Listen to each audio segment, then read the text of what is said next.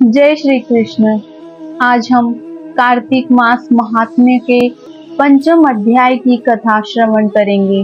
तो आइए ठाकुर जी के चरणों में अपना ध्यान केंद्रित करें और कथा का आनंद लें। प्रभु मुझे सहारा है तेरा, जग के पालनहार, कार्तिक मास महात्म्य की कथा करूं विस्तार।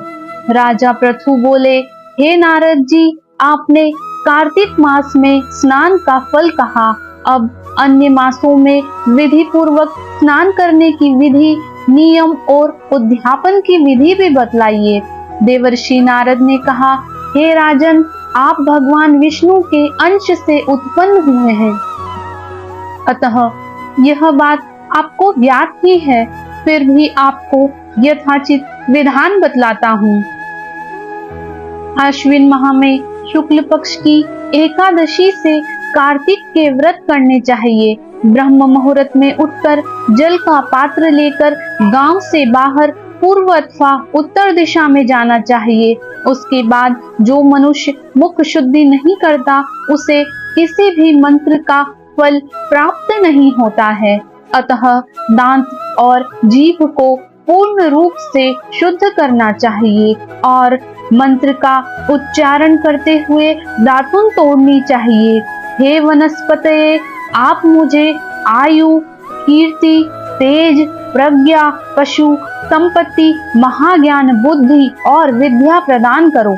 इस प्रकार उच्चारण करके वृक्ष से 12 अंगुल की दातुन ले। दूध वाले वृक्षों से दातुन नहीं लेनी चाहिए। इसी प्रकार कपास, कांटेदार वृक्ष तथा जले हुए वृक्ष से भी दातुन लेना मना है, जिससे उत्तम गंध आती हो और जिसकी टहनी कोमल हो, ऐसे ही वृक्ष से दंत धावन ग्रहण करना चाहिए। प्रतिपदा, अमावस्या, नवमी, छठ, रविवार को चंद्र तथा सूर्य ग्रहण में दातुन नहीं करनी चाहिए। तत्पश्चात भली भांति स्नान करके फूल माला, चंदन और पान आदि पूजा की सामग्री लेकर प्रसन्न चित्त व भक्ति पूर्वक शिवालय में जाकर सभी देवी देवताओं की अर्घ्य, आचमनीय आदि वस्तुओं से पृथक पृथक पूजा करके प्रार्थना एवं प्रणाम करना चाहिए। फिर भक्तों के स्वर में स्वर मिलाकर श्री हरि का कीर्तन करना चाहिए। मंदिर में जो गायक भगवान श्री हरि का कीर्तन करने आए हों, उनका माला, चंदन, तांबुल आदि से पूजन करना चाहिए, क्योंकि देवालयों में भगवान विष्णु को अपनी तपस्या, योग और दान द्वारा प्रसन्न करते थे।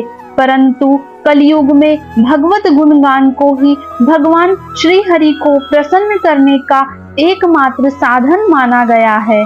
नारद जी राजा पृथु से बोले, हे राजन, एक बार मैंने भगवान से पूछा कि है प्रभु, आप सबसे अधिक कहाँ निवास करते हैं?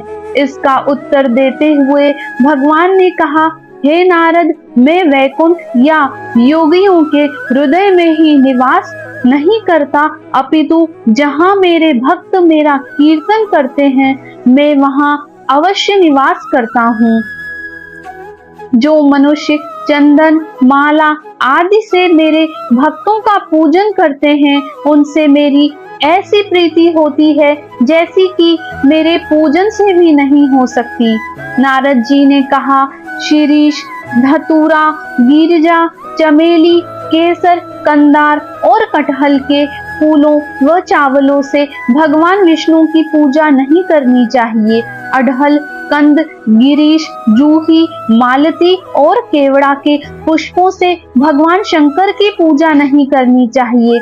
जिन देवताओं की पूजा में जो फूल निर्दिष्ट हैं, उन्हीं से उनका पूजन करना चाहिए।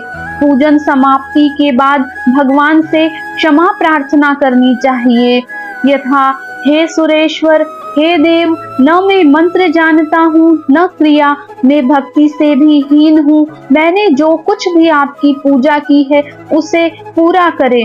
ऐसी प्रार्थना करने के पश्चात साष्टांग प्रणाम करके भगवत कीर्तन करना चाहिए, श्री हरि की कथा सुननी चाहिए और प्रसाद ग्रहण करना चाहिए।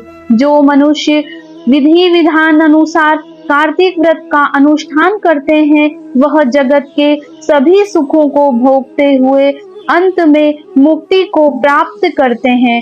बोलिए कृष्ण कन्हैया लाल की जय।